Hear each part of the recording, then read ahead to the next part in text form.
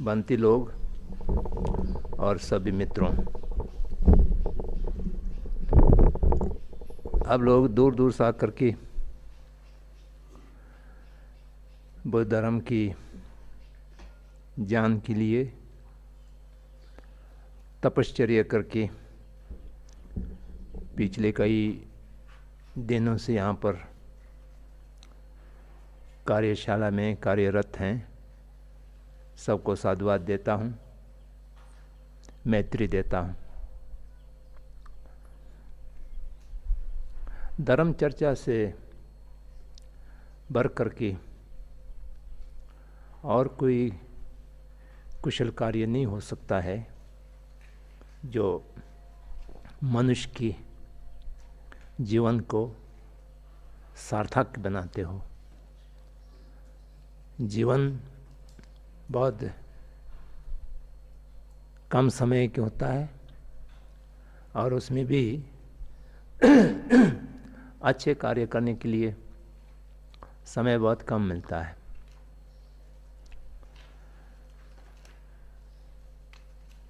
कल्याण मित्रों के साथ बैठ करके धर्म के विषय में चर्चा करना अत्यंत महत्वपूर्ण कार्य है जिसमें आप लोग लगे हुए हैं। इस 10 दिवसीय या 7 दिवसीय जो भी हो, इस कार्यशाला से आपकी संपूर्ण जीवन में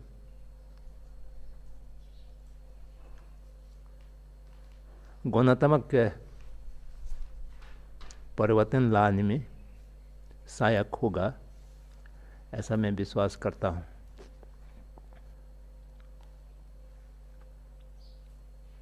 मेरे साथ 2 समस्याएं हैं जिसके कारण मैं आप लोगों के लिए बहुत उपयोगी नहीं सिद्ध हो पाऊंगा। पहला समस्या है, एक बहुत बिचू होते हुए भी बहुत से ऐसा कार्यों में मैं फंसा हुआ हूँ इस समय। तो इस तरह की कार्यशाला में आने से पहले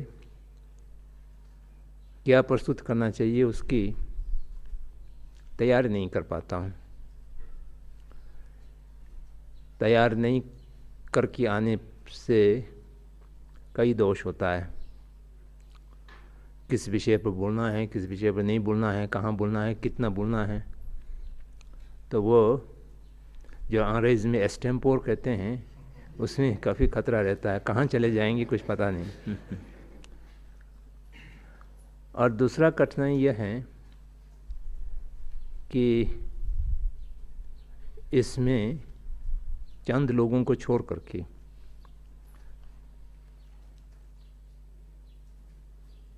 आप लोग मेरे से परिचित नहीं हैं, मैं आपको नहीं जानता हूँ।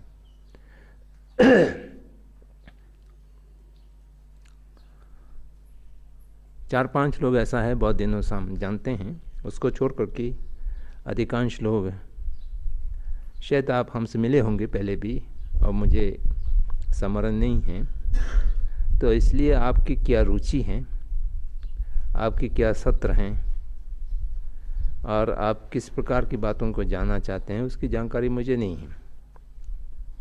जो एक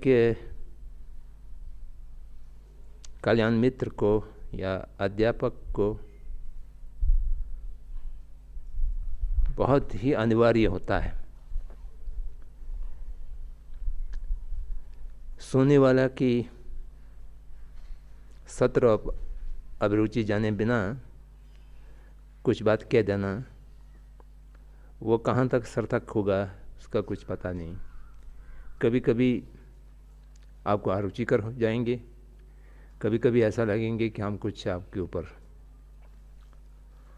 ज़बरदस्त लाद रहे हैं कोई सूचनाएं, या कभी ऐसा होता है कि आपकी मान्यताओं की बहुत विपरीत में बात कर रहे हैं। तो इस दुष्घटनाओं के चलते हम लोगों की यहाँ 3 बैठक की जो संवाद हैं वो कितना सफल हो पाएंगे, इस पर मुझे संशय है। वो संशय होते हुए भी हम लोग संवाद में संलग्न हो रहे हैं। कभी कभी सफल भी हो जाते हैं, उसको कहते हैं बाय चांस। जो अंग्रेज में बाय चांस कहीं निशाना पर बैठ जाए तो वो जैसा लॉटरी खरीदते हैं ना, तो इसलिए कभी कभी निकल आए ये सोच करके। तो ऐसा ही हमारा संवाद होगा। संवाद प्रारंभ करने से पहले संवाद का सफलता की कुछ शर्तें हैं, उसके विषय में आपसे चर्चा करना चाहूँगा। ऐसा बुद्ध वचनों में कई जगह आते हैं जिसको आचार्य आर्यदेव ने चतुर्शतक में वो बहुत संक्षिप्त किया है। एक की ही श्लोक में वो सब, एक श्लोक भी नहीं 2 पद में उनको समाहित कर दिया है। सुरने लोदेन ट्विंगरवा न्येबु नुइचिचावर्षे। उसका संस्कृत मुझे याद नहीं है। इसका अर्थ इतना ही है, संवाद ठीक से बैठने के लिए संवाद सुनने वाले का 3 योग्यताएं होना चाहिए। 3 योग्यताओं में से प्रथम योग्यता है तटस्थ चित्त। आपके मन तटस्थ होना चाहिए। आपके मन तटस्थ होना चाहिए, इसका अर्थ ये है कि आप पूर्व मान्यताओं से और पूर्व आग्रहों से ग्रस्त ना हो। बहुत खुले मन हो, कोई भी बात सुनने के लिए तैयार हो। बहुत सा बात सुनने के लिए हम तैयार नहीं होते हैं क्योंकि वो बात हमारा पूर्वाग्रह या पूर्व मान्यताओं से मिल नहीं खाते हैं, तो इसलिए वो सुना ही नहीं चाहते हैं।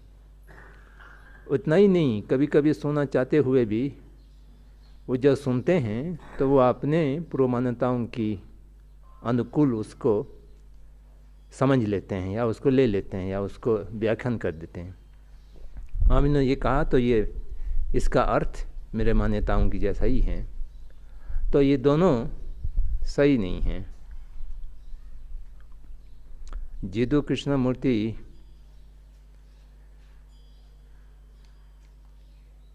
की बातों को सुनने के लिए बहुत लोग जाते हैं, तो उसके बाद अब सुने बौद्ध लोग उसको व्याख्यान करेंगे, ये तो बिल्कुल भगवान बुद्ध की बात को ये कह रहे हैं।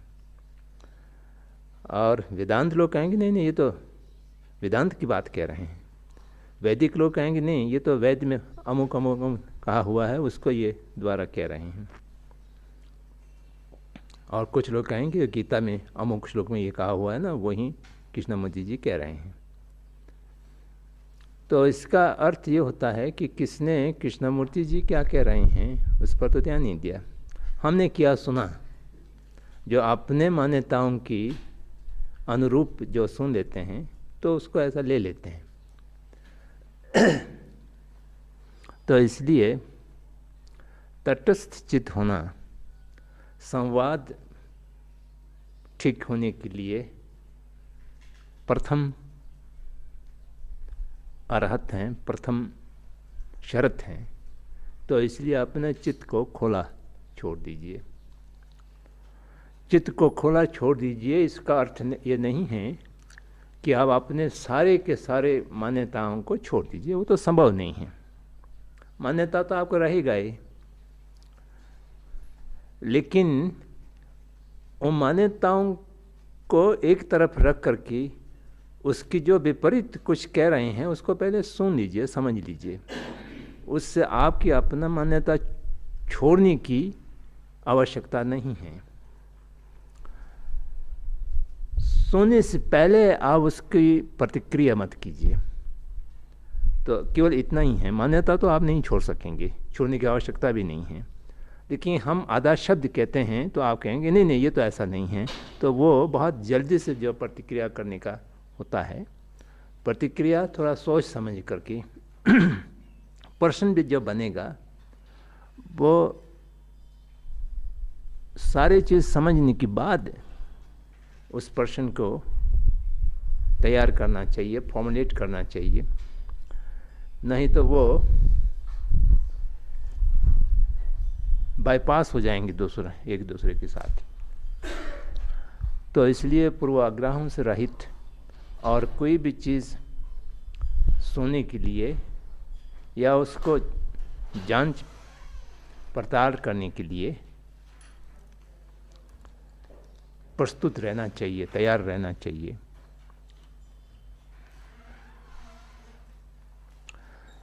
हम लोग साधारण जीवन में विशेष रूप से जो आजकल की शिक्षा पद्धति हैं, इसकी चलते हम जानता बहुत कम है। सब चीज़ हम मान लेते हैं। जानना और मानना ये दो चीज़ हैं। आप मानते हैं तो ये आवश्यक नहीं है कि आप जान कर के मान रहे हो, बिना जाने आप मान लेते हैं। रात को सोने से पहले सारा दिन की आप अपने गतिविधियों को एक बार पुनः मूल्यांकन करें और सारे चीज़ को आप गिन करके कहीं पर नोट कर लें। फिर उसमें आप छांट लें कि कितना आप जानते हैं और कितना आप मानते हैं। तो ऐसा निकलेंगे कि बहुत चीज़ आपने मान लिया है, आपने जाना नहीं। मान लिया है हमारा टीचर ने ऐसा कहा, मान लिया है सोसाइटी में ऐसा ही मानते चले आ रहे हैं, हम क्यों उसको परीक्षा करेंगे। वो तो बहुत दिनों से परंपरा से सब लोग ऐसा मानते चले आ रहे हैं कि मैं भी इसको मान लेता हूँ। परंपरा से जो मानते चले आ रहे हैं उसको मान लेना कोई गलत नहीं है, लेकिन गलत इसलिए है कि आपने जांचा नहीं, आपने उसको जाना नहीं, केवल माना। और केवल माना वाला जो है वो टिकाऊ नहीं होता है। अंग्रेज में जो सस्टेनेबल कहते हैं वो नहीं होता है। जो आपने माना है, किसने कहते हैं कि नहीं नहीं ये तो बहुत गलत मान्यता है, आप इसको छोड़ दीजिए, तो आप बहुत सरलता से छोड़ने के लिए भी तैयार हो जाएंगे। जो आपने जान करके तब मानना है तो उसको कोई भी छुड़वा नहीं सकते हैं, कोई भी उसको परिवर्तन नहीं करा सकते हैं, क्योंकि आप जानते हैं, आप देखते हैं, उसके प्रति आपका दृष्ट है, तो इसलिए आप उसको जानते हैं। जो दृष्ट हैं आप बिल्कुल सही माने में जानते हैं, केवल आपने माना नहीं है। तो उसकी विपरीत में कोई बात कहा जाएगा तभी आपको असुविधा नहीं होगी। अब उसकी पृष्ठभूमि को देखेंगे, क्यों ऐसा कह रहे हैं, उसके तार्किक संबंधों को देखेंगे और फिर आप उसको जो दूसरे आदमी उसके विपरीत कुछ कह रहे हैं उसको भी आप समझने की स्थिति में होंगे, आप समझ सकेंगे। तो इसलिए जो आपने केवल माना है उसको तो एक तरफ रखना ही है, जो आपने जाना है उसके साथ भी संवाद के माध्यम से ज्ञान को वृद्धि किया जा सकता है। तो ये तटस्थ चित्त होना, तटस्थ चित्त की अर्थ ये है कि किसी भी पक्ष में पहले से ही गिरा हुआ नहीं होना और उससे दूर हर पक्ष को देखने की, परखने की, जांचने की क्षमता और इच्छा दोनों रहें तो ऐसा स्थिति में फिर संवाद बैठ सकते हैं। नहीं तो बहुत बार डायलॉग की जगह पर मोनोलॉग हो जाते हैं। एक आदमी कुछ कह रहे हैं, दूसरा आदमी कुछ सुन रहे हैं, और दोनों जो है अपने अपने मान्यताओं की अनुरूप चल रहे होते हैं। तो ये सही स्थिति नहीं है। तो मैं ऐसा अनुमान लगाता हूँ कि यहाँ पर कोई भी कार्यशाला की प्रतिभागी बहुत कट्टर पूर्व आग्रहों से, मान्यताओं से ग्रस्त नहीं होंगे, लेकिन फिर भी बहुत सारी मान्यताएं अपने मन में होंगी और उनके विपरीत में हम कुछ कहते हैं तो उसको तत्काल निरस्त मत कर दीजिएगा, रिजेक्ट मत कर दीजिएगा, उसको जांचिए, परखाइए। और मैं कुछ ऐसा कहूँगा कि आपकी मान्यता के अनुरूप बैठते हैं तो उसको भी तत्काल आप ये मत समझिएगा कि मेरे मान्यताओं का संपुष्ट हो रहा है, उसको भी फिर से जांचिए, आप देखिए। तो इसलिए भगवान बुद्ध ने कालम सूत्र में बहुत लंबे लिस्ट गिनाए हैं। आप इसकी कहने से मत मान लीजिए, आप अमुक कहने से मत मान लीजिए।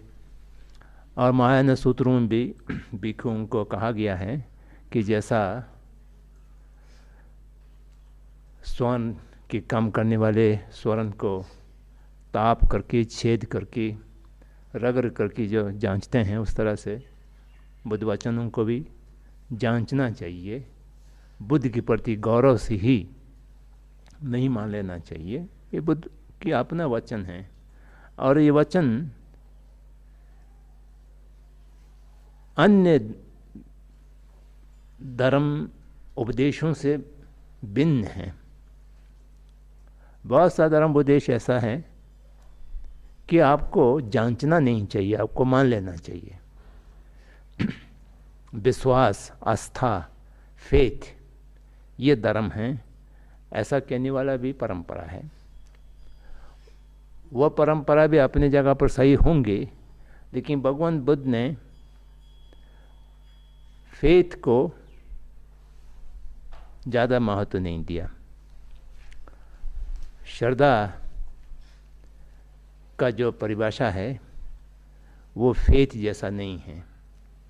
जैसा क्रिश्चियनिटी में और अन्य कुछ धर्मों में फेथ की परिभाषा है, वो आजकल अनुवाद में संस्कृत में या हिंदी में श्रद्धा को ले लेते हैं, लेकिन उससे मिलता जुलता तो होगा। श्रद्धा और फेथ में बहुत अंतर है।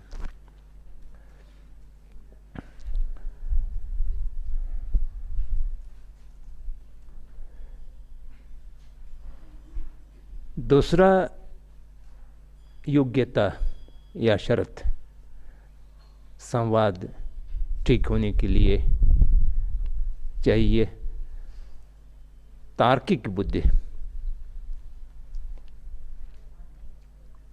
आपका बुद्धि ऐसा ना हो कि तत्काल कहीं पर प्रभावित करके मोड़ दिया जा सके।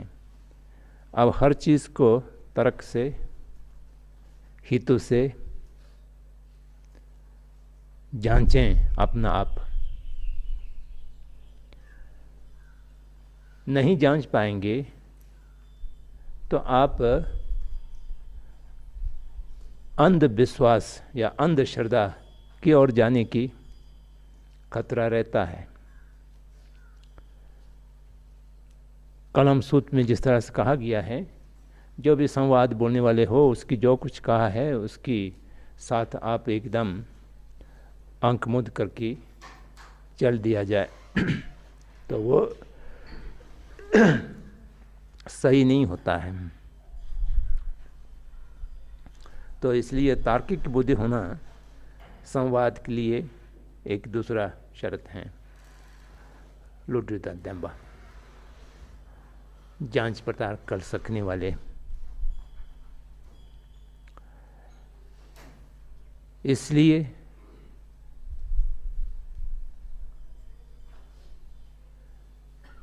प्रमाण विद्या बौद्ध दर्शन के साथ, बौद्ध धर्म के साथ बहुत गहराई से जुड़ने का एकमात्र कारण यही है कि प्रमाणित किए बिना, प्रमाण के माध्यम से जांचे बिना कोई मान ना लें, तो इसलिए प्रमाण शास्त्र,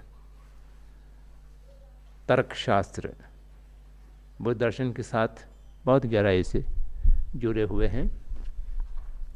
बौद्ध प्रमाण की विकास के कारण भारतीय पूर्व बौद्ध जो प्रमाण शास्त्र हैं, न्याय हैं, तर्क हैं, उसमें बहुत बड़ा परिवर्तन आया है। जो भारतीय न्याय विद्या के इतिहास को आप देखेंगे तो बौद्ध पूर्व और बौद्ध पश्चात में बहुत ज़्यादा अंतर आया है। तो इसलिए प्रमाण विद्या एक प्रारंभिक विद्या है जिसके माध्यम से धर्म और दर्शन के अंदर प्रवेश कर सकें। तो इसलिए आपकी बुद्धि तार्किक बुद्धि होना चाहिए। और तीसरा है इच्छा शक्ति या जिज्ञास। मैं इसको सुनूंगा, जानूंगा, जांचूंगा, इस तरह की दृढ़ इच्छा होना चाहिए या जानने की जिज्ञास होना चाहिए। जो जिज्ञासु नहीं होगा तो वो पहले दो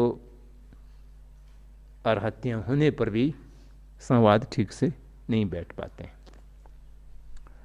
ये दोनों एक दूसरे से रिलेटेड भी हैं। जो पूर्व आग्रह रहित लोग होते हैं उसमें जाने की इच्छा कम हो जाता है, क्योंकि उनको मालूम है कि मैं जानता हूँ। मैं नहीं जानता हूँ, ये जाना बहुत कठिन है। कभी कभी ऐसा लगता है कि मैंने जान लिया, हमको जानकारी है। जैसा वो कहा नहीं जाते हैं ना, सोक्रेटिस को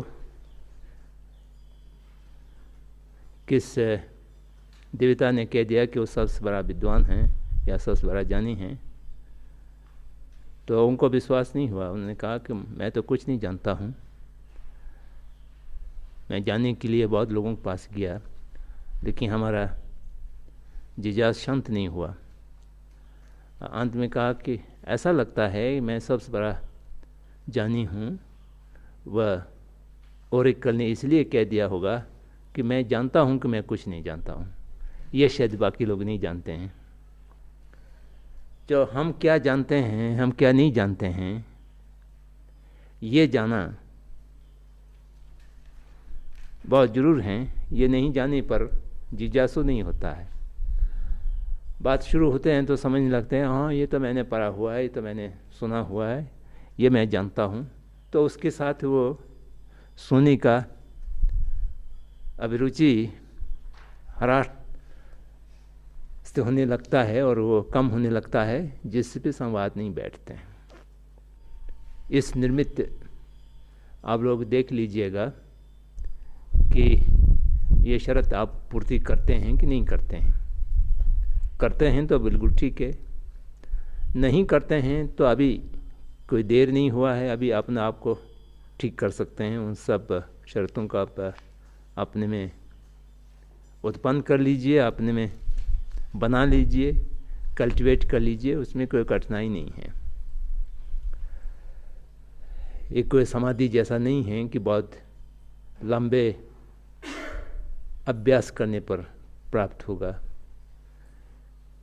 ये तो मन की स्थितियां हैं। जो मन की स्थिति है वो अपना आप सरलता से हम संशोधन कर सकते हैं, ठीक कर सकते हैं। वो अभी हम ठीक कर लेंगे, ठीक कर लीजिएगा।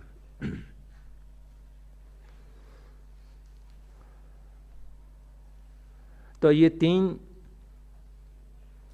गुण जिसमें भी हैं वो बहुत अच्छे तरह से संवाद कर सकते हैं। और इसको प्रकरणांतर से दूसरे शास्त्रों में 3 पात्र दोष के रूप में भी वर्णित हैं, बताया गया है। सुनने वाले की जो पात्रता है उसमें 3 दोष हो सकता है। उसका प्रथम दोष है